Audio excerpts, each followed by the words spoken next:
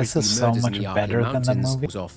Oh my god, this game must have been awesome. Holy shit. Find out that they do what looks Dude, like Rebecca's going through it. covered in slime. She's going She gets a through call it. over the radio from us on the secret Spiders, centipedes, Whilst this has been going scorpions, on, Wesker monkeys. and Are we Birkin have put fucking two and kidding two me here? together, and I just got fucking my mind blown. That was fucking insane. I had no idea that Resident Evil lore is that serious. What the fuck is going on over there? Resident Evil Requiem drops in 5 days. And straight up, I'm a virgin. I don't know nothing about the lore. We're fixing that tonight. We're going back to the beginning. I'm about to learn about starting from some mansion, I guess, or back from the 1990s where this thing started. So I know what the F is going on when it drops here in 5 days. If a zombie dog jumps through the screen and I scream, don't clip it. I got a reputation to maintain. I have always kind of avoided horror games because they freak me the fuck out. We're going to see how I do with this one. This is, for me, the scariest. So we're doing Gaming Harry tonight. He's catching us up on the lore. We're going to do all 3 parts of a 3-part series where we'll be going over the entire story from the Resident Evil franchise. I've been meaning to do this for a while, but with Resident Evil 9 on the horizon, this is the perfect time to take on this mammoth project. How the videos will work is like this. In this one, I'll be tackling Resident Evil 0, 1, Hold the fuck 2, up. 3, and Code Veronica, and also Survivor from the PS1. Hold up. One videos will 9 on the horizon. This is the perfect time to That's take a on this lady. mammoth project. How the videos will work. Why is she like 30 this. feet tall? In this one, I'll be tackling Resident Evil 0, Jesus, 1, this 2, is creepy. 3, and Code Veronica, and also Survivor from the PS1, as these titles all take place between July 1998 and December 1998. In part 2 of the video series, I'll be doing the Dark Side Chronicles, the Umbrella Chronicles where relevant, Resident Evil 4, Revelations, Resident Evil 5, Revelations 2, and Resident Evil 6, along with a couple of the CGI movies. And finally, in part 3, we'll be looking at Resident Evil 7, its DLCs, 8, Shadow of Rose, and 9. But there's not much else to say now other than there will be spoilers for the entire Resident Evil series, so let's begin. God damn it. I can feel the tension. A great place to start this video is to look at the origins of the overarching antagonists of the Resident Evil series, and that is the Umbrella Corporation. But we'll first focus upon one of the founders of Umbrella, and that is Oswell Earl Spencer. The Spencer family, when Oswell was growing up, were among the elites of European social circles, but by the time that Oswell came to inherit his family's fortune, the state of the Spencer legacy had deteriorated somewhat. Growing up, Oswell took a keen interest in eugenics, and it was through this interest that he read a book by a British explorer named Henry Travis, and the book documented a 3-decade journey through Africa, in which Travis documented plants and animals, along with the indigenous that lived there. But back to Spencer. He's a freaking he would evil go to genius. university in order to study medicine, and would meet 2 people there, a James Marcus and an Edward Ashford. Their importance will become clear later on. Spencer went on his own jaunts across Europe, visiting such places like Romania, where he almost died and visited a small village. He worked with a woman there called Miranda, who was working with a black substance which itself had the ability to mutate. She wished to use this to revive her dead daughter who had died from Spanish flu. Oswell, despite respecting Miranda, parted ways with her as his worldview and his goals were vastly different from hers. Nonetheless, he was inspired. With the view that the human race was ineffective and destined to destroy itself at some point, he believed that humankind needed to evolve to survive. So he started to study the field of virology.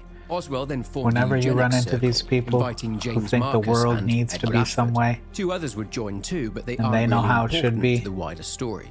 Anyway, That's Oswell where jumped back up. into the adventures of Henry Travis and read about a plant in his book that an ancient tribe in Africa called the Ndipaya would use as part of a ritual. The flower contained a poison within it, and after consuming it, one particular member of the tribe would mutate, obtaining superhuman abilities, and grew very tall as a result. This tribe would then live under the rule of this mutated king who lived for centuries, and the tribe built an underground city using reflective construction techniques, and these techniques would allow the sun to shine underground into the city, thereby creating an environment for this flower to grow. The discovery of this plant was exactly what Oswell, and by extension the eugenics circle, are looking for. a potential virus able to create mutations in human beings. So in 1966, Dr. This is James fucking Marcus and another freaky. man, a Dr. Brandon Bailey, set out on a short expedition to the savannah in order to find this flower. Finding it along with the underground city, the virus in the flower, upon further study, did indeed contain within it an RNA virus. Upon isolating this virus and having to deal with regular attacks by the Endipire tribe, the two returned home with what they had named Progenitor, and their plan was for it to eventually be used militarily. They were having problems though, in that they were having trouble recreating the conditions in which the flower could not only thrive, but keep on producing the virus within it. With lack of results and no breakthroughs, Brandon Bailey would return to Africa to continue his research there, whilst Dr. Marcus would stay in the US at the request of Spencer. After a breakthrough in which the progenitor being exposed to a cell caused the cell to revive and mutate, Spencer wanted to fund this research even further, so he set up a company with the purpose of using that company as a front for their research into the progenitor virus, and it could provide the funding needed. Spencer had the logo resemble a symbol he'd seen in Eastern Europe, in the village, which was the symbol of the 4 houses of families in the area. This also inspired the name of the company too, with it being called Umbrella Pharmaceuticals. Spencer then offered Dr. Marcus a job, as he'd now set up the Spencer Foundation. This is creepy. Dr. Marcus would be able to continue his research into This the lore is virus, fucking but on the deep. strict condition that his research results were to be reported to Brandon Bailey, and only Brandon Bailey. Spencer would set up a facility located in the Arklay Mountains, and it would become the home of the Umbrella Executive Training School, for which Dr. James Marcus would become the director. The training school itself served to recruit child prodigies and train them, or rather indoctrinate the young scientists, into advancing Umbrella's research. This is where James Marcus would carry out his work. Indoctrinate He wasn't them. too bothered where he did the research, as all he cared about was his work on the virus. Brandon Bailey would stay in Africa in the meantime, with Spencer and Umbrella having hired a number of mercenaries to keep the Endipire at bay. He would cultivate more progenitor cultures, and these would be sent to Dr. Marcus back at the training school. In Africa. Work would then commence on facilities there in the ruins of Africa, much to the annoyance of Bailey as the construction was interfering with his own research. Another laboratory would be built in the Arklay Mountains, and Spencer would hire renowned New York architect George Trevor to design and build a large mansion to sit on top of limestone caverns, inside which Spencer had built a lab, I where see. additional research could be carried out in secret, with this laboratory simply being called the Arklay Laboratory. The two sites would be connected via a railway system that Umbrella Man, this lore is going fast. So I'm about to cough, but so he's some elite, meets some other elites. They go to medical schools or scientific schools. He meets this African, goes to Africa with this doctor who's studying, or that's not in Africa, wherever they met in that village. That black substance comes from a flower in Africa. Then they open all these schools. That mansion is in Raccoon City. Of course, we all know Raccoon City, even me who knows nothing.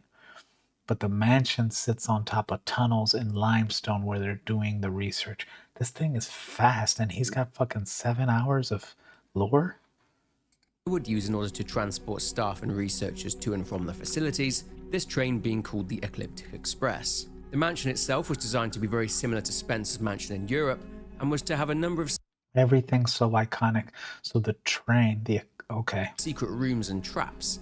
But when George had finished it, Spencer planned to dispose of George, his wife Jessica, and 14-year-old daughter Lisa, managing to do so only because George knew all the mansion's secrets. But waste not, want not, and Spencer had both Jessica and Lisa used as test subjects to further their research on the progenitor virus. God Anyway, damn. nothing significant would happen at the training school until the year 1978, when the assistant director of the school, who would be the one to educate the students, would write about 2 standout scientists that had joined. These 2 were Dr. Albert Wesker and Dr. William Birkin. The 2 were ruthlessly competitive and were even described as cruel by the assistant director. Damn. But Wesker in particular is someone that Oswald Spencer is familiar with. That's Wesker. I've seen him in the Project animated W was a movies. eugenics program developed by Oswald Spencer, as he wanted to produce what he considered a superior race of human beings. The W, as you'd probably have guessed, stands for Wesker, after a Dr. Wesker, the guy who ran the program. Essentially, gifted children from all over the world would be kidnapped and would be raised with a high level of education and would be raised by the ideals of Spencer himself. All these children would then receive the last name Wesker.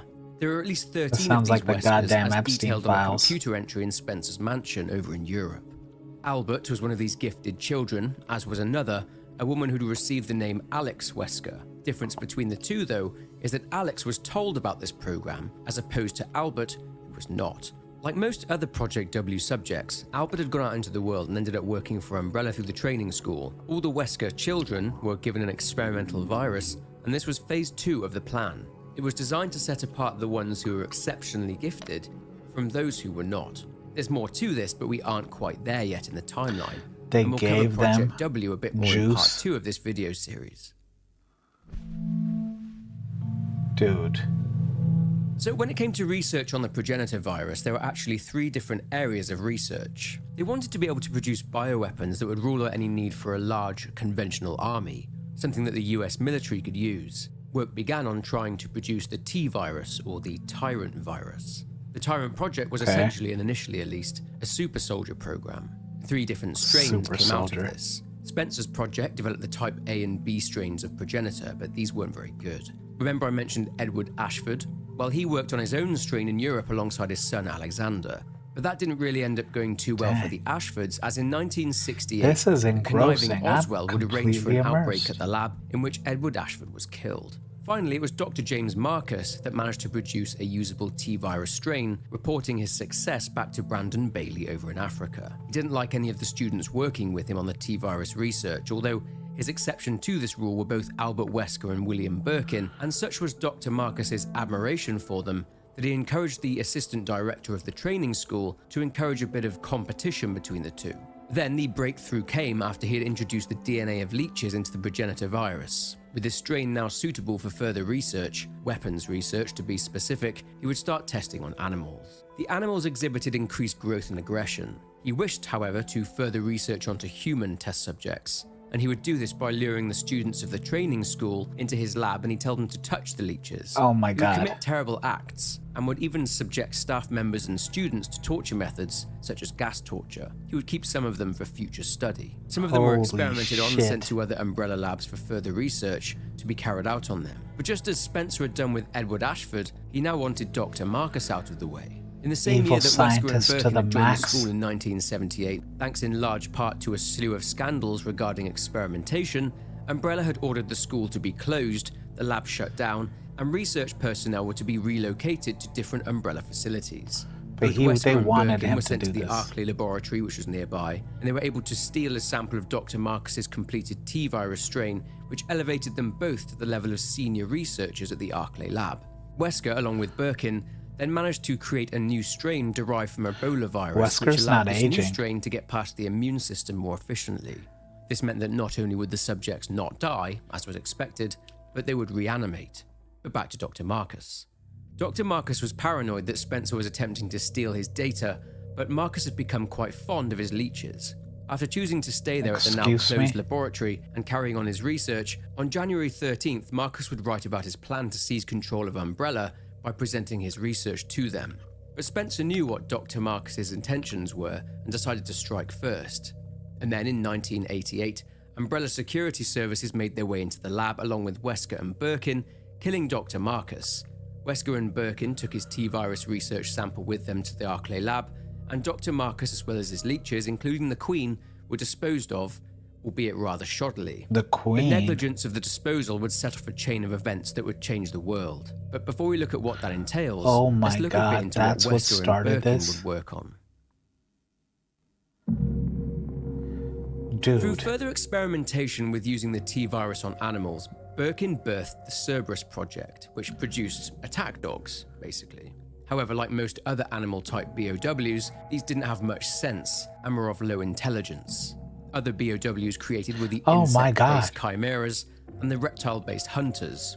They wanted to introduce the T-virus to humans with high intelligence, but the odds of this being achievable were very low. With only a 1 in 1 million Reptile-based chance hunters. that someone would have the genetic makeup to mutate into a tyrant, instead of a regular dumb as a stump infected, they'd hit a wall. This is when they turned to George Trevor's daughter Lisa, still What alive the and being held fuck? captive all those years. Essentially, an Umbrella lab in Europe had developed a parasite called Nemesis A, or rather Alpha. It had been created in order to combat the mental degradation that came with infection by the T-virus. Obtaining one of these parasites, Dude, Birkin this implanted is it some into Lisa Trevor, and her dystopian body shit. not only was able to destroy the parasite, but absorbed its DNA into hers. A new progenitor strain, which Dr. Birkin called the G, or Golgotha virus, came from this. Birkin considered Golgotha to surpass the performance of the T-virus. All of this, So did Oswald Spencer, as it happens. all as he this lore happens in the games. That's insane. No wonder this thing is so big. The lore, just the lore on this is dope already. Interested in its capabilities in regard to eugenics, Birkin had hoped that him refining and perfecting Golgotha would earn him a seat on the Umbrella board. Birkin would leave the Arclay laboratory soon after at the request of Oswald Spencer, and he would go to France to another research facility where he worked alongside a Dr. Christine Henry, a woman who Spencer knew quite well, with Birkin handing over his research on the T-virus to a researcher called John Clemens. Birkin wasn't in France long, though. They have a host of these scientists, so that's why they're just collecting all of these people, indoctrinating them, and just have this team of evil scientists working on this stuff. This is insane. As Umbrella had built a This could easily be real in real life. state-of-the-art laboratory in 1991 that itself sat right underneath Raccoon City, being called Nest, and in 1998 Birkin completed his masterpiece, his life's work. At some point, Wesker, who by this point had also had a career in the US military as one of their engineering officers, would be tasked by Umbrella to infiltrate the Raccoon Police's STARS unit, which stands for the Special Tactics and Rescue Service. He became the leader of Alpha Team, pretty much commanding the entire unit. But more on the G virus a bit later in the video. So So with Wesker is Dr. just Marcus's evil decaying body lying in the water, and the Queen Leech infiltrated entered his mouth, completely. merging its own DNA with his, meaning that the dead James Marcus became infected with the T-virus, at which point the Queen ate part of Dr. Marcus's brain, thereby inheriting his memories. Believing Oh that it my had been God. reborn as Dr. Marcus, it also believed that its main purpose was to get revenge on those responsible for his death. Quite remarkably, this Queen Leech was able to transform its body into what Marcus had looked like in his earlier years. In May 1998, this is when the proverbial would hit the fan. The Queen Leech would then go to the Arclay laboratory and cause an outbreak there, with a whole load of researchers there becoming infected with the Epsilon strain of the T-virus, and as a result of this outbreak, a load of BOWs escaped into the Arclay Mountains. What better way to What get the back at Spencer fuck? and Umbrella than by causing a mass and potentially worldwide outbreak that would destroy not only Umbrella, but the world itself? On July 23, 1998, Umbrella's train, the Ecliptic Express, is hurtling through Raccoon Forest, as it's filled with Umbrella staff who have been assigned to rebuild and reopen the training school, when the train suddenly comes under attack by leeches. The Queen Leech is nearby, standing on top of a mountain, and is singing. Everyone on the train is, as a result, infected with the T-virus.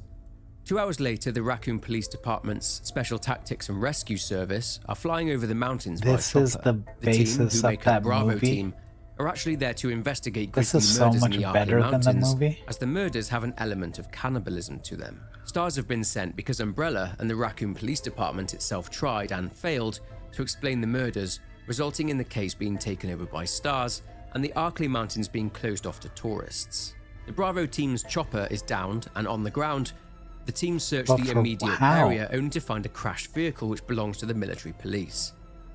It seems a prisoner, Second Lieutenant Billy Cohen, was being transferred, but the two drivers are dead and he is missing. With this now being a priority for them, the Bravo team leader Enrico orders his team to find and detain Billy Cohen. Not long into her search, the Bravo team medic Rebecca Chambers comes across the now stopped Ecliptic Express. Stepping on board the train, Rebecca finds blood-stained seats, along with the personal items of people that are missing from the carriage. Moving into the next carriage, she asks anyone there to identify themselves, but finds a dead male in his seat, and his flesh looks rotten. Whilst distracted by a handheld radio, the man gets to his feet and goes Holy for her, fuck. and she finds herself surrounded by more undead monsters. Taking them down or escaping, she retreats and finds a note in a private cabin which shows the people on this train were aware of the rumours around murders in the suburbs and their fear of it potentially being related to the research carried out on the T-virus. In this same Damn. car, she finds another undead man, but is approached from behind. To her surprise, it's the missing prisoner, Billy Cohen. He points a gun at her, recognizes her as Stars, and he walks away. Rebecca tells him that he's under arrest, but this does not deter him, and he continues to walk away. At that moment, one of her Bravo team's squad members smashes through the window of the train car. The squad member, Edward, says that the forest is full of zombies and monsters, and he then passes away. Zombie dogs then try to attack Rebecca. In the upstairs section of another carriage, Rebecca finds a load of what looks like Rebecca's eggs going through it. covered in slime. She's going She gets a through call it. over the radio from her squad leader, Enrico, telling her about Billy Cohen. A document inside his transport states that he killed as many as 23 people, and not only that, but he was also institutionalized. This indicates that he's a very dangerous man, and Enrico tells her not to hesitate if she's got the chance to kill him before his transmission goes dead. With no other choice but to move through the train cars, she encounters Billy again. This time he's a little bit more open to a conversation and suggests because of the dangers present they should work together.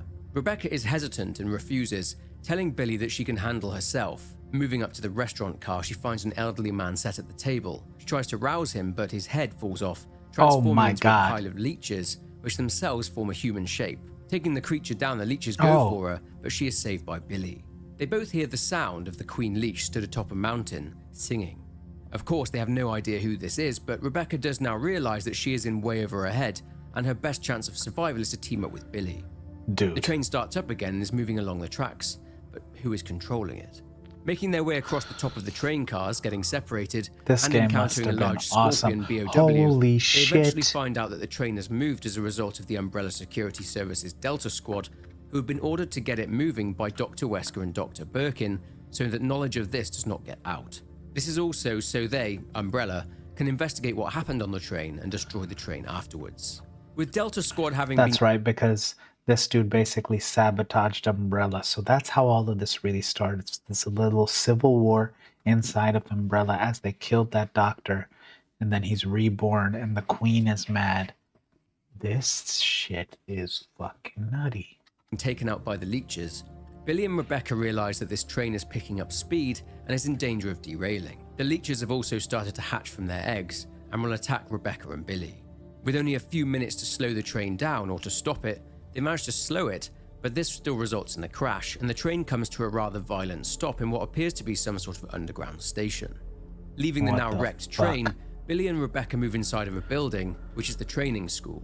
Rebecca approaches a portrait of Dr. James Marcus and recognizes him as the leech monster from the restaurant car. Hey. Billy and Rebecca don't know that they're being watched on the cameras by Wesker and Birkin, and Wesker identifies Rebecca as a rookie STARS member. Wesker doesn't know who Billy is, though. Dr. Marcus's voice speaks over the intercom, reminding people of the Umbrella Company motto, but Wesker and Birkin see that it's the Queen Leech who is broadcasting this message, and they're confused since, to them, Dr. Marcus is long dead. The Queen Leech tells them that he is the reason behind the outbreaks at the school, the train, and the Arkley laboratory, as revenge on Umbrella. He then starts to sing again, and this causes the leeches to listen as if receiving orders, once again forming to resemble Dr. Marcus. Anyway, with no other choice, Billy and Rebecca explore the school, confronted by multiple leech monsters resembling Dr. Marcus. Oh, flip around, During their Billy. time here, the pair also find out what happened back in the 70s, and Marcus's grim experimentation on not only adult subjects, but the young students at the training school too. They also fight many horrific BOWs in both the training school itself and the secret spiders, lab. centipedes, Whilst this has been going scorpions, on, monkeys. Wesker Are and we Birkin have put fucking two and kidding two me here? together and discovered who the mysterious man, the Queen Leech, is, stating that this could sink Umbrella. Wesker says this means their jobs will be gone, as well as Spencer's, so he plans to say goodbye to Umbrella. He mentions a bioweapon that is utilizing the T-virus and that it's near to completion. All they need to do is acquire relevant combat data. Birkin refuses to abandon his work, stating that he still has work to do on his Golgotha virus, to which Wesker says that he can do what he wishes, as he plans to lure the other STARS members to the mansion. This is how he'll obtain his combat data. In regard to how they'll deal with the Queen Leech, Birkin recalls a self-destruct device located in the basement, and he says that he'll set this off himself. But back to Billy and Rebecca. She fell down a hole on the floor and requires saving, so Billy manages to rescue her. After which, Enrico contacts her and asks her if she's managed to locate Billy. She lies and says that she has not. Billy then tells her the reason he was arrested and institutionalized. He was serving with the US Marines in Africa during a civil war. His squad was sent to confront some guerrilla forces in the jungle. On their journey to the base, some of Billy's squad caught a fever, and some were wiped out by guerrillas. 4 Marines were left, including Billy. When they got to their destination, the base wasn't that at all. It was a village filled with civilians, but Billy's leader ordered the squad to open fire anyway. Billy refused to fire on them, and his squad leader knocked him out, whilst the other Marines went on to massacre the villagers. Billy was then sentenced to death by lethal injection and was being transported to a military site for his execution when the vehicle was attacked and Billy came across the train. Pushing on through the facility and fighting more BOWs, Billy also finds an old photo of the singing man, and Billy is surprised to see the man named on the back as a young James Marcus. Given Dr. Marcus's age, Billy considers that the singing man may be Dr. Marcus's son, or maybe his grandson. Billy and Rebecca also find a working cable car and hope that maybe it could lead to a way out of there. But as they prepare to get on board, Billy is attacked by a BOW and falls over the side of a railing. Using the cable car with the hope of finding Billy alive somewhere, Rebecca comes out in what she learns is the Umbrella chemical plant, and she finds it almost completely deserted. She's got these lizards all over her. She just runs from it. Using a large elevator it. designed for trains, she is approached by Enrico. Rebecca is surprised that he is alive, and Enrico says that the rest of the squad should have arrived before him. He says that if they go straight from there, they'll arrive at the old mansion. Rebecca says that she needs to find Billy, telling Enrico that she'll catch up to him. Waiting for another elevator to take her down, she is approached by something. This is one of the T-001 Tyrants from the Tyrant Project, their prototype. Rebecca engages it in battle whilst waiting for the elevator, but she's able to do enough damage to bring it down. Using the elevator, Rebecca descends to Umbrella's nest facility, whilst the singing man, Queen Leech, talks to his leeches, saying nothing will stop him from getting his revenge. Having descended, Rebecca spots Billy clung to a rock in the stream, but there's something in the water with him, and it drags him off somewhere else. Oh shit. After rerouting power for the dam, Rebecca moves on. Here in the plant, she finds the workers have been infected thanks to James Marcus's leech friends. She tracks down Billy, still alive, and she pulls him onto a platform. And they spot the many human remains in this area, leading them to believe that this is what caused the workers still at the plant to become infected by Dr. Marcus not disposing of them properly. The treatment plant manager's diary also mentions that Umbrella were having their industrial waste delivered there, contaminated material that they were not able to process. That was until the plant was shut down. Of course, the plant was just a front to hide Birkin's laboratory here. Moving through the plant, fighting more monstrosities, including the T-001 Tyrant who is back for more punishment, Rebecca and Billy come face to face with the Queen Leech, who reveals himself as such. He shows himself as the old Dr. James Marcus and explains what happened to him in regard to his death, how he consumed Marcus's brain, inheriting his memories. Oh my god. The Queen Leech then reverts to its real appearance, that of a huge leech, and Rebecca and Billy are forced to fight it. Defeating it, they ascend in a cargo elevator, but their fight isn't over, as the Queen Leech is still alive and chases them up the elevator shaft. What the fuck? The self-destruct sequence is then activated by William Birkin, as he and Wesker attempt to destroy all evidence there. Fighting the Queen Leech again, Billy and Rebecca see that it's sensitive to sunlight, so inside a massive warehouse, Rebecca gets to work in opening the roof, whilst Billy keeps the creature at bay. Oh dude, Getting all the warehouse windows open, the creature is weakened, and Billy finishes it off with a gunshot to the face. Hey, Queenie! Feast on this! Nice line, homie. Still it's weak to the sun.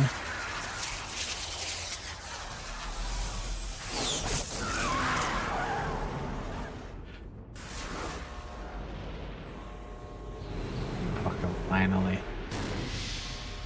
Drop a nuke down this thing. Just nuke the whole fucking thing.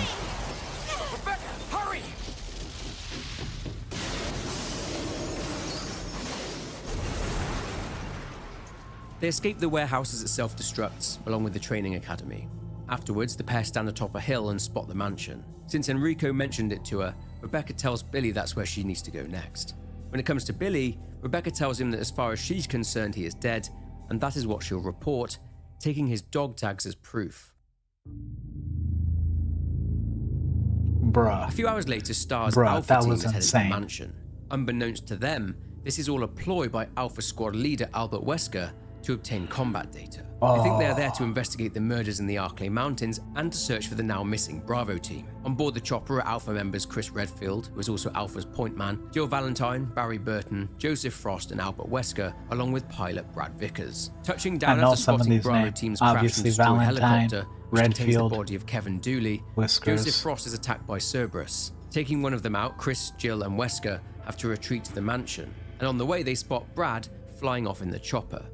Barry is unaccounted for, and in the mansion's main hall they hear a gunshot.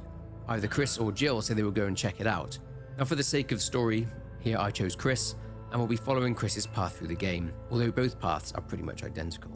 Entering a corridor, Okay. Chris witnesses something horrific.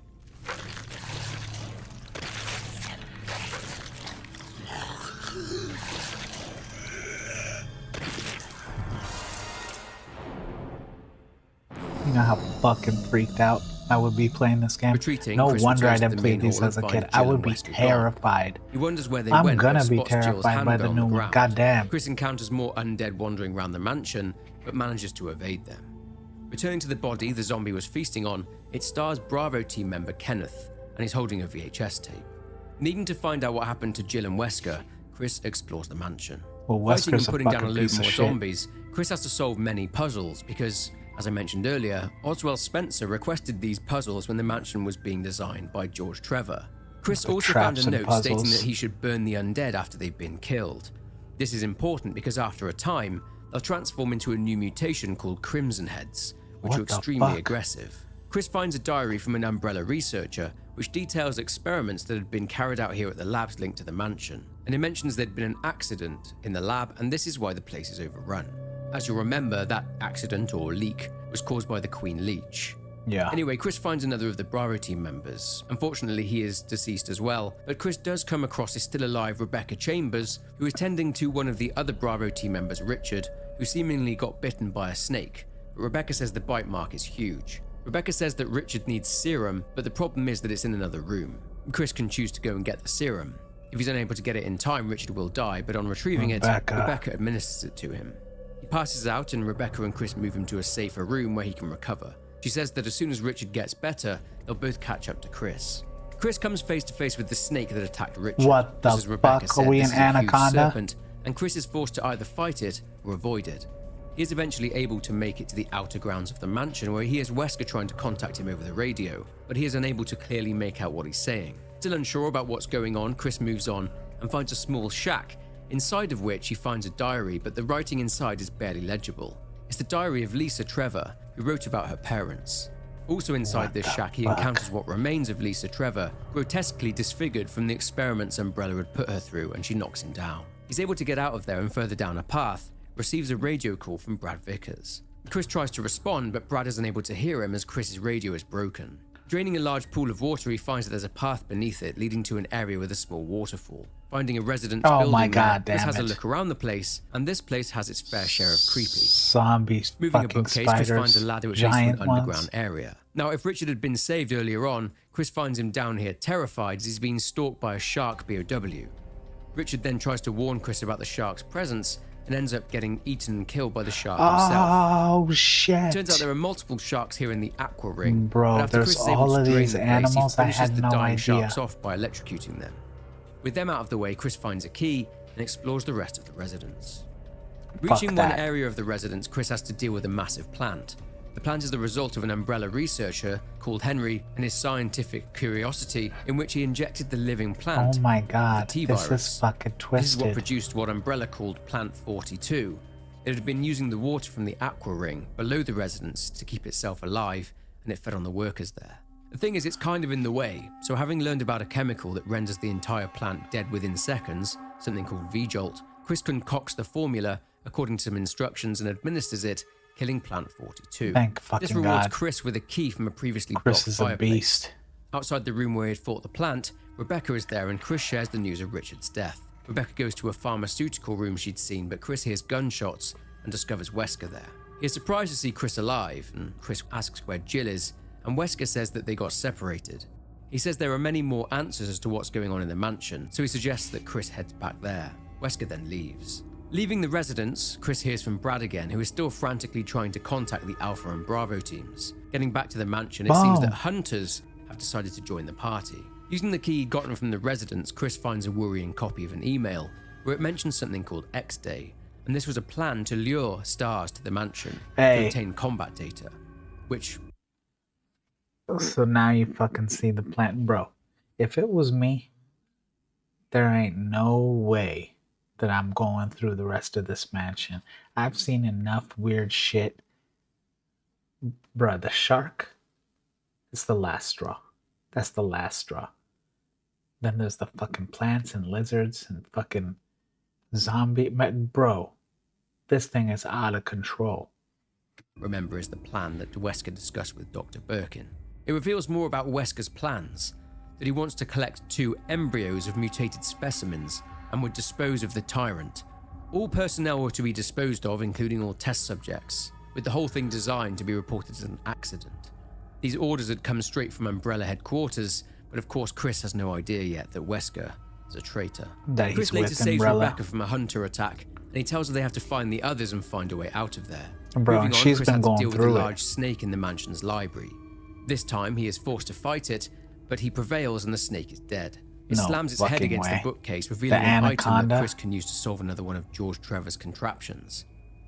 Earlier, Chris found the diary of George Trevor, which stated that he tried to escape at one point, and I'd guess that he felt that his knowledge of the mansion since he designed it would give him a Shit, big my chance of bad. success. But it turns out that poor George was caught out by one of his own traps. He wrote his final thoughts in a book, and he mentions dark, wet caves. In the end, poor George Trevor would starve to death until his diary would be discovered by Chris 31 years later. What's creepy is that the gravestone here marks the final resting place of George Trevor, which means that he hadn't just fallen for his own trap, he'd also fallen for Spencer's trap, as he had foreseen how George would try to escape. My Having found God. a large battery in the mansion, Chris uses it to get an elevator powered, and uses it to ascend to an area where Chris is able to turn a crank, and he hears the sound of the waterfall shutting off. Returning to the waterfall, sure enough, a tunnel has been revealed behind Dude, it, I might play so Chris these descends games. via a ladder at the other end. At the bottom, he finds himself in Terrifying. the caves that George had written But about. I in might his play journal. it. But down there in one of the tunnels, Chris comes across a member of Bravo team. It's their leader, Enrico. He's been shot and he says that he's discovered that someone in Stars has turned traitor. Of course, we know who that is. Enrico falsely suspects Chris and points his gun at him before he is shot and killed, with their killer running off before Chris can get a good look at them. Taking a crank from Enrico's body and fighting hunters, Chris moves on through the caves and uses the Boom. crank to open up pathways, avoiding being crushed in the process, Jesus. and has to do battle with more BOWs in the form of huge spiders. What the Descending fuck, even no. deeper into the caves, Chris hears the pain groans of Lisa Trevor, who is pursuing him. He comes across an area where someone, Lisa, had been Shit. kept, and some notes here tell us about the demise of Jessica Trevor, George's wife, and that after the progenitor virus was administered to her, she failed to fuse with it and was subsequently disposed of. In terms of Lisa, however, she fused with it, but this was delayed, and she was to be observed further. Umbrella called it protective observation. She's just been in here Which for is what this 30 room is. years. Lisa journaled on what happened after she had the progenitor virus administered to her. Or how She long? felt dizzy, but she didn't know where her mother was. Jessica had promised Lisa that they Yeah. would both escape together, leading Lisa to believe that her mother had escaped and left her behind. Little did she know that her mother was actually dead. She was happy later on, though, as she'd found her, but her mother was different inside. Turns out an Umbrella researcher was tasked with impersonating Jessica. She presumably cut the face off of this researcher and would vow to give her mother's face back to her. What Lisa the was unraveling, fuck? the delayed effects of the progenitor virus now showing. But a ladder here leads to the shack where Chris first encountered Lisa, which explains where she had come from. Using a couple of stone motifs on a door in the main hall of the mansion, Chris heads through it and follows a This bunch dude of shows candlelit you the tunnels. puzzles and all He stuff. finds Wesker down there engaging in a battle against Lisa Trevor, and Wesker tells Chris to get involved. Pushing 4 stone pillars off the platform, this breaks the 4 chains on the coffin in the middle, and with all the chains broken, Lisa has now found her mother, who is inside it. Lisa then falls down into the depths. Inside the coffin, as well as the skeleton of Jessica Trevor, is a note from her to Lisa, saying that she was feeling her consciousness drifting away. The researchers kept giving Bro, her this shots to make is the itching beyond go away, saying creepy. they were nutrition shots. Unfortunately, those shots would cause Jessica to somewhat forget Lisa, and she worried that she'd end up forgetting But this is a everything. fucking Jessica movie. would come up with a plan for them to escape together next time they were at the lab by pretending they were both unconscious. But this plan obviously did not work. Using an elevator, Chris finds himself at a fountain, and draining it, a staircase is revealed inside it. Bro, Using the even staircase just to descend it and going back underground seeing again, that this he is now place has inside all of this Umbrella's shit. Hartley laboratory. There are plenty of infected Umbrella researchers down here, the handiwork of the Queen Leech.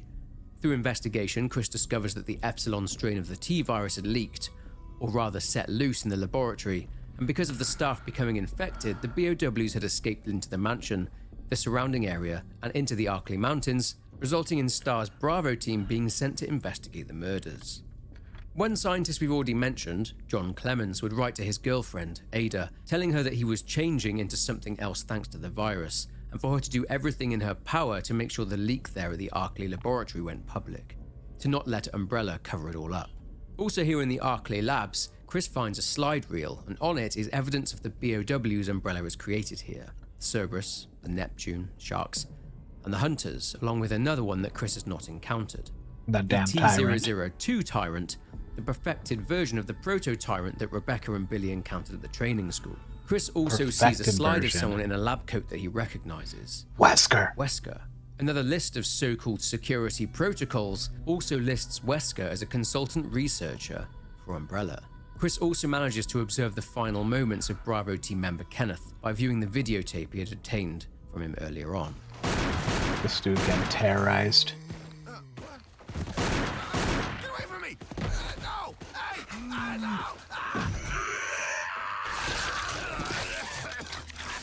Come on. Further inside the laboratory, Chris encounters more monstrosities in the form of what are called chimeras, human-fly hybrids achieved by grafting insect DNA with human embryos, and these embryos were placed inside subjects, such as Wow. homeless women. Getting a large elevator online, they're web to the Homeless surface. women. Chris is surprised by an out-of-breath Rebecca who's been trying to catch up with him. Using the elevator, they enter a lab and find Albert Wesker inside. His whole sordid plan is about to be revealed. Chris demands to know how long Wesker has been on the payroll of Umbrella. He says that he's always been with Umbrella, and that STARS have been a puppet to be used by Umbrella. Chris and Rebecca realize that Wesker gave up the STARS members Blast and this saw them dude as in the lambs for the face. slaughter. Take Wesker his gun. shoots Rebecca Oh. in the shoulder. What? Wesker admires the tyrant, calling it magnificent, and it wakes up, goring Wesker through the torso with its claw arm and throwing him aside. It goes after Chris, but he's able to What defeat it by the shooting the exposed fuck? heart on its chest. Checking on Rebecca, she's wearing a bulletproof vest, which took most of the impact. Getting a move on, Rebecca says that there's still a lot of T-virus present here in the lab, so they should blow the place up and destroy the virus using the facility's self-destruct system. Rebecca will look into getting this done, and Chris says he will see her on the outside. Chris is surprised to see that Jill is still alive, and she's in a cell there in the lab. Freeing her, she tells him that Wesker was the one that locked her in there, and he says that Wesker has been dealt with. Meeting up with Rebecca now, the self-destruct system has been activated. Jill tells Chris to get to the surface and get in contact with Brad, and she'll hold off any creatures that show up. Using signal flares, Jill and Rebecca join him, but the tyrant joins this reunion and knocks Jill shit. out. Chris unloads everything he's got into the tyrant, and Brad arrives throwing him down a rocket launcher. He then fires it straight at the tyrant, completely destroying it. Brad then lands and they all board the What the chopper. fuck? The mansion then explodes, all traces of what Umbrella had done and their lab gone. Or so everyone thinks. Bruh. Let's go back a bit. So after the training school incident involving Rebecca and Billy, Albert Wesker left, and he was confronted by a Colonel Sergei Vladimir, who joined Umbrella after the fall of the Soviet Union, and he was extremely loyal to Oswald Spencer. He'd founded something called the Umbrella Biohazard Countermeasure Service, or Dude. UBCS for short. And I'm he was a tripped fierce out. rival of Wesker. With Colonel Vladimir is one of his T-103 bodyguards by the name of Ivan. The T-103 was very tough, but Wesker was able to get away. Let's go back a bit. So after the training school incident involving Rebecca and Billy, Albert Wesker left, and he was confronted by a How? Colonel Sergei Vladimir, who joined Umbrella after the fall of the Soviet Union, and he was extremely loyal to Oswald Spencer. He'd founded something called the Umbrella Biohazard Countermeasure Service, or UBCS for short, and he was a fierce rival of Wesker. With Colonel Vladimir is one of his T-103 bodyguards by the name of Ivan. The T-103 was very tough, but Wesker was able to get away after fighting it after it was distracted by an explosion. After Wesker had met it with STARS and lured them to the mansion, he got ready to awaken the Tyrant and injected himself with a mutant T-virus strain. The Tyrant killed Wesker, as we saw, and it appears that he died. Although after he had died, the T-virus strain in his body started to give him incredible healing and powerful abilities. However, one thing that Wesker wasn't anticipating was Colonel Vladimir using Umbrella's Red Queen AI to restrict his security access to Umbrella systems. Wesker see. did not manage to recover embryos, or any other data for that matter, that he was planning to hand over to Umbrella's rival organization, who were to become his new employer. He ended up having to escape the mansion before it self-destructed, and after a fight with the still-alive Lisa Trevor, he was able to do so.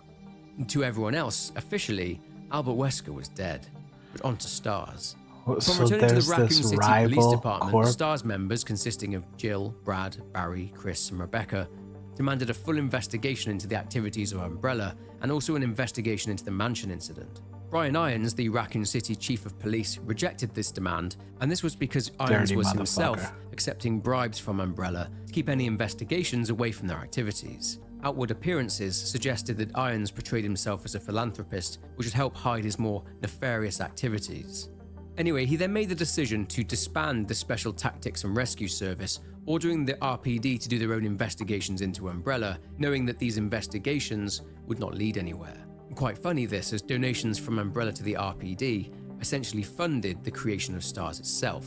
Irons' rationale for disbanding STARS was that they'd lost too many officers, so it would no longer be able to function. Chris wasn't having this though, and he reported Chief Irons to the FBI due to corruption and taking bribes from Umbrella. And the FBI began their own investigation into corruption inside the RPD. Chris This would go to thing Europe is to continue his intense. investigations into Umbrella, Bro, writing to his friends and colleagues in I'll code, be quiet for stating that he minutes, was but on that's holiday. because this Jill thing and is Brad stayed behind engrossing in like a Raccoon City goddamn as they movie. wanted to find out more information about Umbrella or Birkin's G-virus that was inside a nest facility somewhere underneath Raccoon City. Rebecca Chambers and Barry Burton would leave the city. Jill's investigation didn't go far though, as Irons suspended her and put her under house arrest, with her apartment under surveillance. Jill thought this was so they could wear her down and torment her into complying with what they wanted. But over the next 2 months, things would get so much worse. What? Okay. Earlier in the video, I mentioned that William Birkin had gone to work in Umbrella's nest facility. All right. We got, well,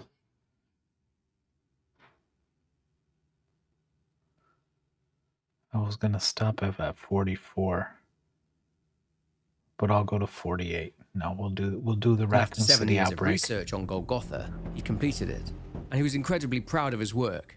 His wife, Annette, also a researcher for Umbrella, worked with him. They sourced subjects from the Raccoon City orphanage, with stories being fabricated Goddamn. that the children had been homed with new families. They'd implant G embryos in the subject, but the subjects would constantly lose consciousness, and this happened with mass numbers of subjects. Just like the T-virus though, the resultant mental degradation from the G-virus was inevitable. They ended up burning through so many human subjects that Umbrella's incineration plant had become overwhelmed with having too many to get rid of. But William got a fuck? bit too attached to his work, it seems, and he started to get incredibly worried that Umbrella's board would attempt to seize his creation for themselves, since he'd found out Umbrella was ceasing all This is a multiverse variation of Epstein.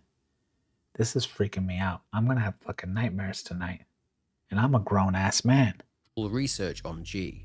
Birkin has been around this company long enough to know that he's now being seen as surplus to requirements, and he was right, as they'd removed him from his post, as Umbrella moles in the US military had reported that Birkin had agreed to sell G to them. He would sell the military the G-virus for their own bioweapons development program, and in exchange he would receive protection from Umbrella. Umbrella then made their move, but again, things are about to kick off. With the T-virus having made its way to Raccoon City, the events of how that happened was kind of a perfect storm, with many different, smaller outbreaks resulting in one massive situation.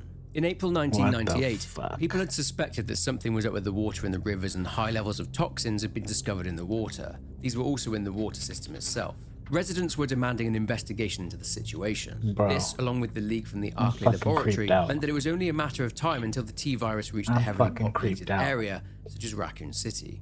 Now, thanks to Birkin's research on the G-virus resulting in too many bodies to dispose of, they just sat there, and the virus was actually able to mutate. And despite the staff having received a dose of antibodies to the T-virus, this new strain bypassed them, and it infected the staff at the plant, soon escaping into Raccoon City. Many more reports would come out, with newspapers reporting more instances of disheveled-looking people biting others, again being referred to as cannibal murders, since these murder victims appear to have been eaten. The sewers were also a place where the virus was rampant. Raccoon City Hospital soon became overwhelmed, seeing patients suffering from strange symptoms, and they were becoming aggressive. Another hospital in Raccoon City, the Spencer Memorial Hospital, was experiencing the same thing, with more and more infected piling in. No antiseptic would work, with the doctors being attacked by aggressive patients. Bro, they're Some not would barricade patients. themselves in rooms to escape the chaos of the situation, trying hard to ignore the screaming coming from behind the door, eventually all dying themselves. Umbrella acted, being wary of the situation fast spiraling out of control, and mobilized UBCS forces to be on standby should they need to go into the city. This was to avoid any action being taken by the US government themselves. Umbrella said they'd handle it, basically. On September 22nd, 1998, the Umbrella Security Services have received orders from Dr. Christine Henry to retrieve the G virus by any means necessary, even if that means killing Dr. Birkin to get it. They were also What ordered the to eliminate fuck? any researchers there at the lab too, and they did, according to Wayne Lee, one of Umbrella's researchers. Special Agent Hunk had orders to deliver the G virus to a small village in France called Loire, but their raid on Nest didn't exactly go to plan. Hunk and his team moved into Raccoon City on the 23rd, and after cleaning house, they confronted William Birkin in the Nest facility just as he was getting ready to leave. Birkin, reaching for something inside his lab coat in an already tense situation, resulted in one of their operators fatally shooting Birkin. Nonetheless, they grabbed the briefcases containing the samples of the G virus, along with yet another strain of the T virus, and tried to make their way through the sewers to escape. Birkin, however, well, he had one remaining sample of the G virus, and dying, he injected himself with it, much to the dismay of Annette. Over a very short period of time, William would mutate into G and pursued them through the sewers. He killed most of Hunk's Alpha team and consumed the remaining samples of the G virus, ensuring that Umbrella could not get their hands on it. The T virus vial smashed in the process, and the rats there in the sewers started to drink the liquid. The rats then left the sewers and ventured out near to a large lake, which was a main source of drinking water for Raccoon City. A day later, things would heat up. Groups of survivors get caught in zombie attacks, one in particular on a bar called Jay's Bar. Survivors did their best to survive by helping each other out and avoiding infected people who were trying to bite others. Arming themselves with whatever they could find, survivors make their way through the buildings and back alleys hoping to find a way out of the city. Raccoon police officers attempted to try and blow up the streets using explosives, but they would ultimately perish in their attempts, and this led to the survivors having to do it. Another survivor, George, goes to a university after finding a note from his friend Peter, in which he's asking for George's help. Getting there, George finds that Peter, who had been shot in the back of the head and killed, had been working on a retroviral drug called Daylight, which it was claimed could effectively eliminate the T virus from the body, although it's more likely just a suppressant to slow the virus. Whilst trying to synthesize it, George meets Greg Mueller, a former Umbrella researcher who had produced Daylight alongside Peter, and he was the one who killed Peter. The survivors were able to get samples of Daylight out of the city, and Mueller was killed. Animals got infected too and roamed the streets, and a cover was established that the city was to be quarantined due to a radiation spill. Survivors would attempt to pass through the Raccoon City Zoo via the tram there in order to attempt to make it to evacuation helicopters, but lucky for them, the chopper had already crashed before they were able to get to it, but the other passengers did die. Raccoon City police officer Kevin Ryman would take some survivors to the Raccoon Police Department, as the place had been designated as a refuge for survivors, but things were looking precarious, so the officer in charge, Marvin Branner, had a plan to escape via hidden tunnels. The police station eventually did fall to the zombies. As mentioned, all these incidents created a perfect storm, and Raccoon City was doomed to fall to the T virus. With the situation in Raccoon City spiraling out of control, Chief Irons was angry at Umbrella for ruining his town, but he still worked to disrupt Raccoon police operations as much as he could, purposely dooming his officers to death. A bit of background on Chief Irons. He was accused of domestic violence against his wife, twice, and he only avoided prison after he agreed to undergo a psych evaluation. Irons liked to hunt, and as a fully fledged psychopath, so he saw his chance to finally be able to hunt and kill humans, young women in particular, and one he sought to hunt down and kill was the mayor's daughter, Catherine. The mayor, Michael Warren, had helped Irons discredit the STARS members who'd survived the mansion and training school incidents. In a rather predictable show of cowardice, Warren fled Raccoon City once things got out of control, even so much as leaving Catherine in the Raccoon Police Department with Irons. With Jill Valentine on house arrest and awaiting the day she's able to move out of Raccoon City, she's woken up after suffering a horrific nightmare.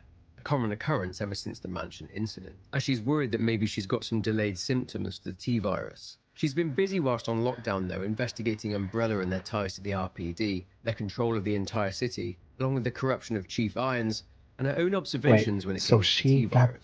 She realised that at some point, someone from Umbrella would likely come to kill her, so to avoid that fate, she planned to move out at night in order to try and hold Umbrella to account for what they've done. Okay, we're gonna pause here. We're gonna pause here for now. I just got fucking my mind blown. That was fucking insane. I had no idea that Resident Evil lore is that serious. What the fuck is going on over there? I am genuinely scared to play the game.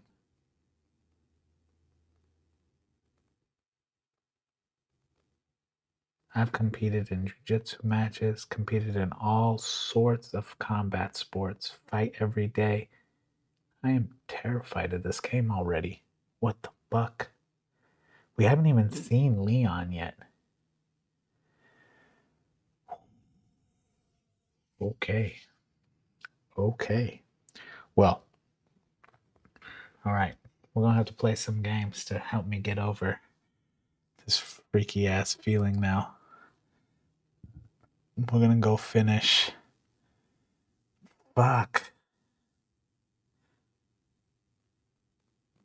This thing messed my mind up.